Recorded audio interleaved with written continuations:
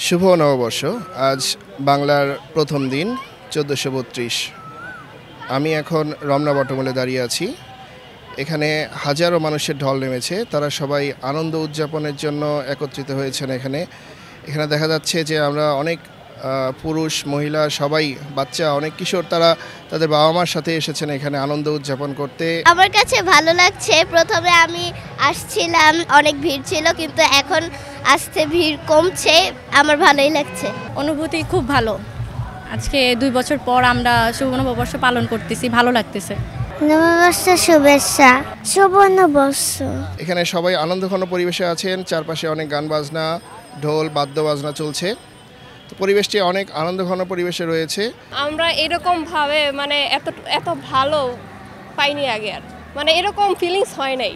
আলহামদুলিল্লাহ ভালোই, সবাই একসাথে অনেক আনন্দ করছি। অনেক দিন পরে সবাই একসাথে দেখা হয়েছে, অনেক ভালো লাগছে। নিরাপত্তার ব্যবস্থার জন্য আমি এখানকার পুলিশ সুপারের সাথে কথা হয়েছে। তারা বলেছেন যে এখানে সব জায়গায় নিরাপত্তা চৌকি রয়েছে, দৃষ্টি নিচ্ছেন।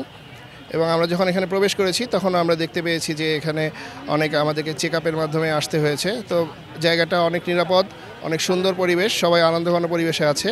তো আমরা সবাই শুভ নববর্ষ, আমরা আনন্দ উদযাপনের মাধ্যমে আমাদের বর্ষকে বরণ করে নিই। আমি মেহেদি ইসলাম, রমনা বটমূল, মাস্টার মিডিয়া টেলিভিশন।